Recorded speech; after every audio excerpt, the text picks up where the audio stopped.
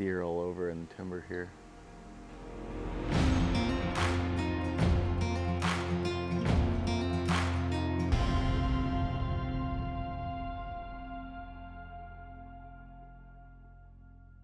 So just getting back to the truck here this morning, been glassing here last few days. So this came up to the spot that I've been to years and years ago, but it's big clear cut's getting to a really good age. And I was like, yeah, let's go up and do some evening glassing in the cut, and seen 3 nice bucks the other evening. And I mean, 2 of them are pretty nice looking deer, nothing giant, but real nice deer. And I was like, all right, so I looked out, I'm like, that's worth maybe putting some cameras here just to have intel for the future. And had a good cold front come in, so it was like in the 50s this morning. Decided to come up and do some glassing, and it didn't take too long. Relocated those, well, it actually ended up being 4 bucks, and we're probably about 400 or 500 yards away from the original spot. Found them, watched as they were going through, feeding and going down to the timber. And one of the spots they went down into is a spot I have a trail camera mark. So what we're gonna do today is we're gonna go through and I'm gonna try to put 3 to 4 trail cameras up in places that I believe that I can learn for the future of hunting in these places. Maybe put some based on these summer feeding patterns, which may turn into early fall, a bunch of briars, maple saplings and stuff in these clear cuts that they're eating on, but also looking at future rut type spots or whatever else. So we're gonna look at future planning, not just right now. So that's what the idea with these trail cameras are gonna be. Find some funnels, find some spots that I think they're entering this giant cut. I feel like I've talked to quite a few people over the past few years about like when you hunt these giant cuts, you know, several hundred acres, they're like their own ecosystem. So trying to understand that, work off of it. There's a ton of hunting pressure up in this cut particularly. So working off of that, and that's kind of what the plan is going to be today, to go in and check it out. Real quick, I just wanted to go over what I'm using for glassing here. So my main things, what I keep in the truck here, are my Maven B 1.2. They're a 10x42. These things are super crystal clear, give me enough magnification for what I need, good in low light. And then for once I spot something, this is when I typically bring out the Maven S3 spotter. This thing is a powerhouse. So it's a 20 to 40 by 67, so nice small package to it, but crystal clear. And then I just throw my phone on the end of it, so I have the all-in system out here on the end. It just magnet sticks right to it, and I can get a better view of it, get the video that you'll see in here through this. And then my tripod setup, this is just an Alpine carbon fiber tripod that you can unscrew these legs that turn the trekking poles. They're pretty cool. And then I have a Tricer LP head. This head is super sweet. For binos, it's a little bit tough with running the spotting scope. For a setup that you're not hiking in a long ways, you may want to go with something that's a little bit heavier duty, a ball head or something along those lines. But for a lightweight setup, it works pretty dang good. So that's my whole setup for glassing when I'm out here checking for deer. All right, we're just getting down into the area where we saw them this morning, kind of down in this bowl towards the edge of the cut. I want to go down and just take a look at it here. Not sure exactly which direction we're going to go. Have a pin marked in the timber down there, but it seemed like those bucks wrapped around this point. So take a look at all of it here and just walk around. All right, so we got to about the area where we think the bucks were at, and I'm looking to see what they were feeding on. So we've got a bunch of maple saplings in here, and then blackberry briars. All the ends are nipped off of them coming through. A ton of blackberry briars, maple mixed in with beech, but they're not typically eating beech. So as you're going through here, just trying to understand what they're feeding on, to have that understanding as we move forward. But we're gonna keep pushing along here. I don't really need to know exactly where they're standing at, but just understanding what they are eating at this time of year. So I'm just checking out what the trees look like. There's no mass producing trees in here. There's honestly no cherries either. Or I shouldn't say no cherries, but there's very few. I'm gonna mark, there's a, right there coming out of this cut, there's a logging road that met and another trail ran this way. I could see deer entering and leaving this cut in that particular location. I think that's which way these bucks headed, into this pretty thick timber here behind us. But I'm not sure if I want to hang camera yet, so I might just mark it and come back to it. Just came off the edge of this cut. There's a little micro kind of point that jets out here, and started following some browse lines through the clear cut into this section, and right away I spotted this spot. It looks like a perfect buck bed. Now it's padded down. I dug through a little bit. I didn't find much as far as hair, but this looks like a spot I could see a buck laying at. Sitting here down, you can see the bench down below.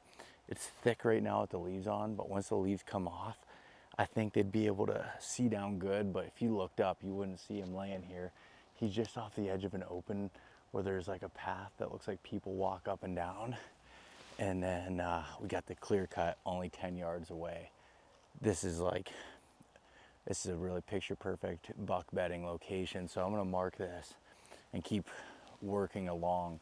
And it does make that camera spot up there a little bit more appetizing at this point. So, you know what's crazy is Justin was staying up there in the bed where the buck was at and just filming some of that view, and I went out ahead. I got down here below 30, 40 yards. I couldn't even see him up there, but you could see down to this open logging road below me fine from that bed. It's a perfect example of it. Come through here, we've got trails that are crossing through. There's actually quite a few mature black cherry trees up there. You can see there's digging on the ground from the winter. Last year was a good black cherry crop, so pretty good. And I just walked down this logging road below, and there's also a heavy pinch that goes out around this point. Bunch of browse and open area out there, and then it pinches with some logs they had cut down for deer movement there and up above. So this area in here is pretty dang good as far as a funnel for movement, because it's steep, rugged coming off. You got a good bench system. You have a good bedding point that's right here.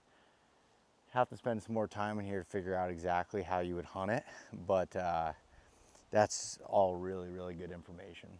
Or with the big ones. Where are the big ones? Right. The big ones are somewhere close.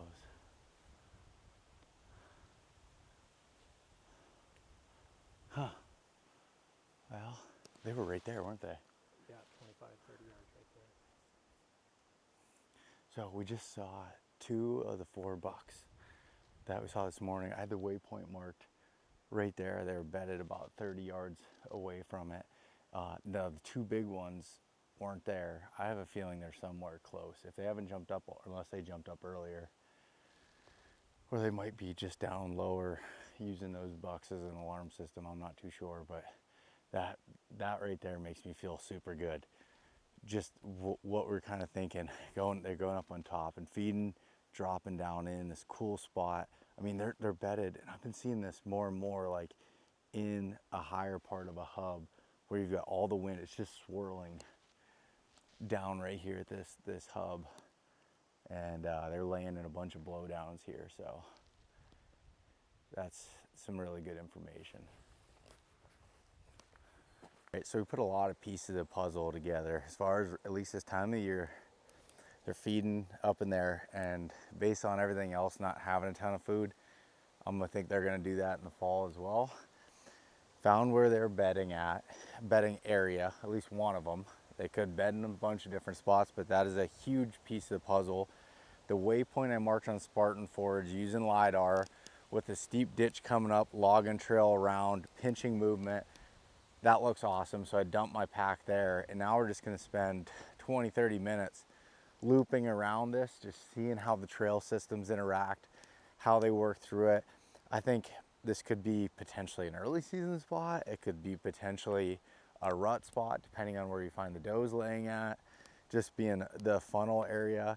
But I'll give more information once I get a better idea in my own head and see what this lays out as far as accessing it, picking a tree and hunting it.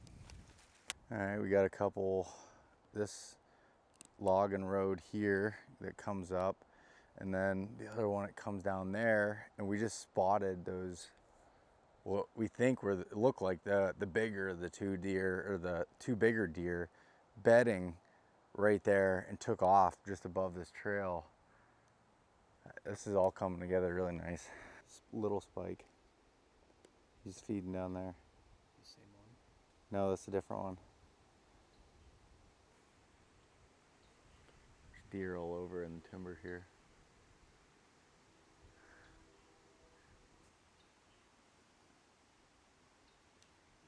Yeah, they ran. They ran up to the right. Was that other one a buck too? I bet they are.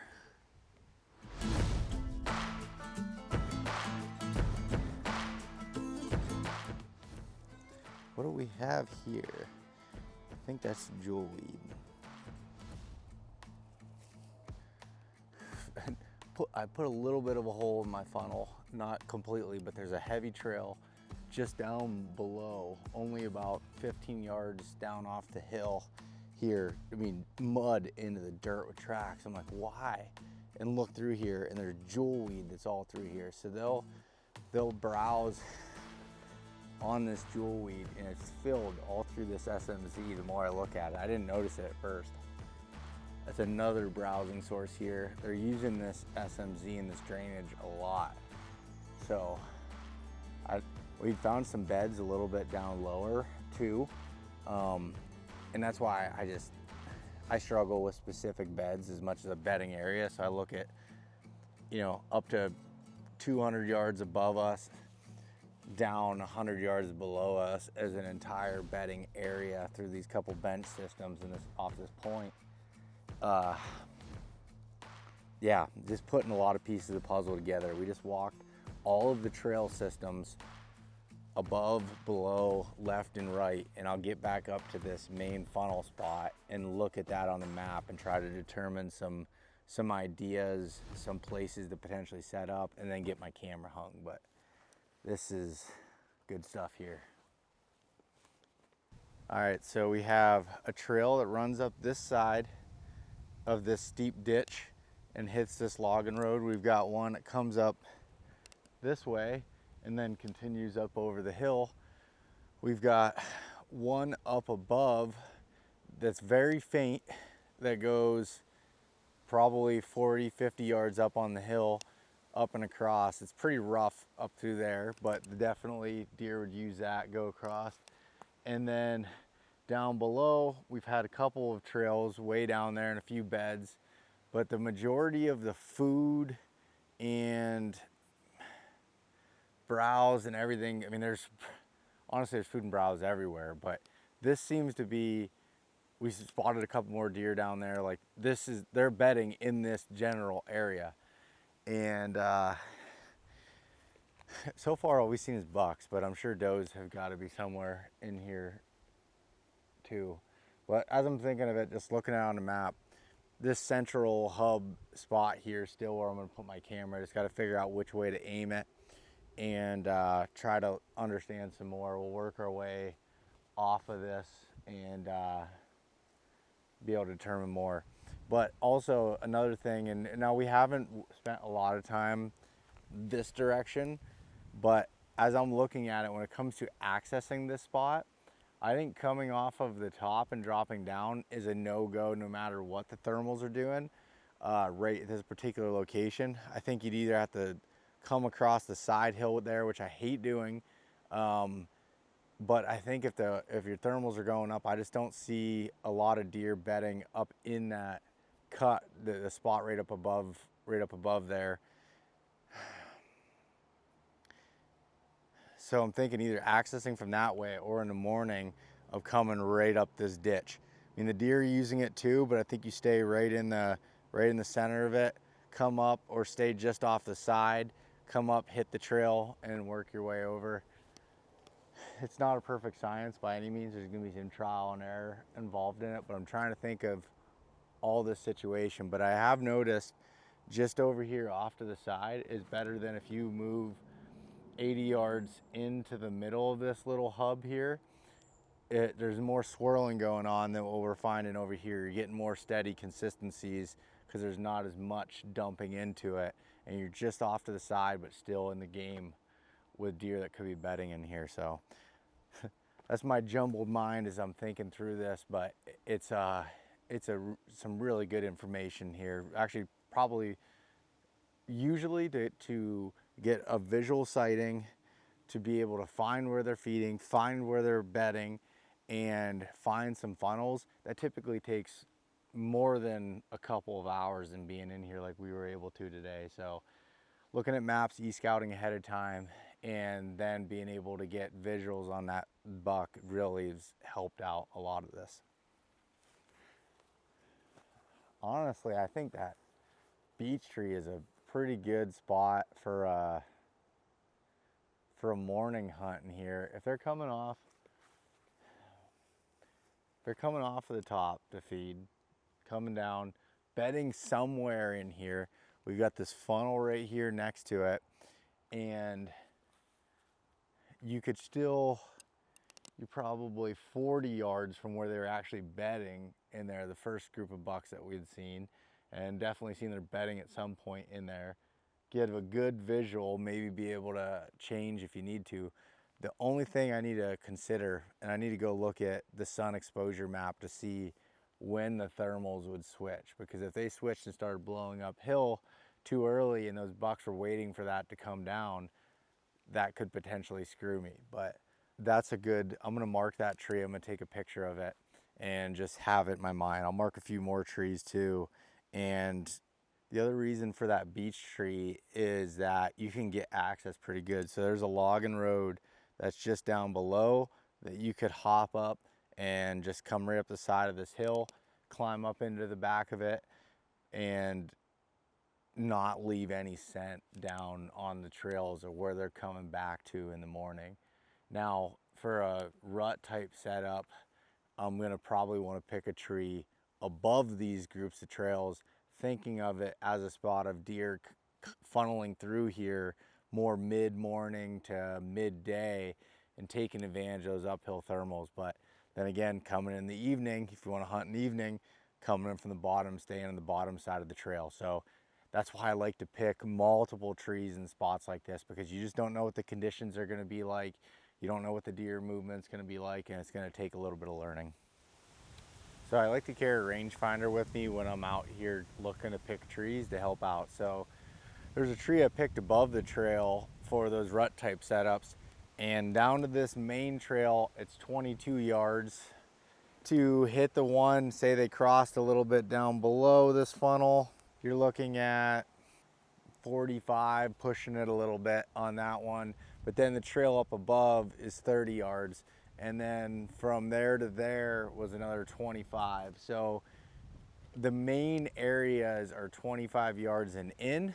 And then you do have some that are a little bit outside of that range. Hopefully have them funnel down a little bit more, but I'll keep looking there. But I like that tree because you do have beech cover, I guess, behind it over on that side. And the thing that's good about beech is that it stays on. The beech leaves usually don't fall off until December, January, sometimes not even until February. So you're gonna have cover even in November, where some of the cherry, maple, and other trees are gonna lose their leaves already. All right, it's lunchtime. We're gonna head out and go grab some lunch, but I'd say it's a pretty successful morning here. One morning, finding and locating the buck that we've now nicknamed that big tall 8-point Eddie Money, because we were listening to Take Me Home Tonight when when he showed up in the truck when we first spotted him from the vehicle. So that's our nickname for him. But we've found, where they're feeding at 2 separate occasions. Now it was 400 or 500 yards apart from where we had seen them at, but general area feeding, general area bedding. Found some good funnels throughout here.